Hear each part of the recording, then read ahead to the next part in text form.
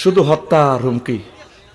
যে মানুষটারে তিলে তিলে মারিয়ে এলো, ওষুধ খেতে দেয় না, চিকিৎসা করতে যায় না, তুই হোক গে স্ট্যাটাস দিতে হারলি না, তুই অন চাঁদা কালেকশন করিবার লাই, তুই নেতা সাইজের লাই, ওলামাই কেরামকে হত্যার হুমকি দাস, তুই কোরআনকে বন্ধ করতে চাস।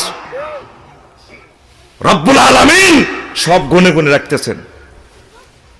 ওসিয়ত করা তো এটা প্রত্যেক মুসলমানের অধিকার, এটা তো ফরজ।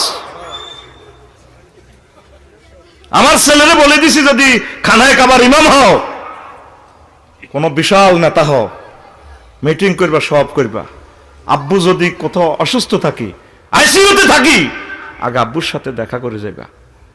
তারা মাদ্রাসা এলে তাদের গ্রাম নেই, আব্বা আম্মা এগুলো দেখলে খুশি হয়, অসুখ লাঘব হয়।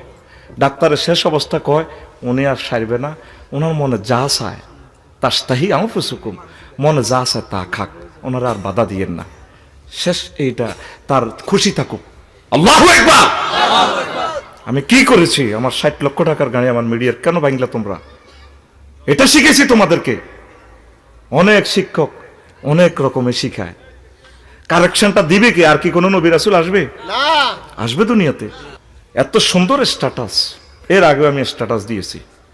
অন্তত আমি বক্তা শহীদ প্রেসিডেন্ট জিয়াউর রহমানের যে সুন্দর সানাসিবাত আমি বলেছি আফসারি, ভিডিওগুলো সব রেকর্ড আছে, আছে কিনা? পৃথিবীর অদ্বিতীয় নেতা আমি আফসারি বলেছি। দ্বিতীয় নম্বর আমি স্থান দিয়েছি ডক্টর ইউনূস, মহামানব। তুমি কোন সাহসে, কেন, কিসের স্বার্থে, কার প্ররোচনায় তৌহিদি জনতা ব্যালটের মাধ্যমে এর জবাব দেবে ইনশাআল্লাহ।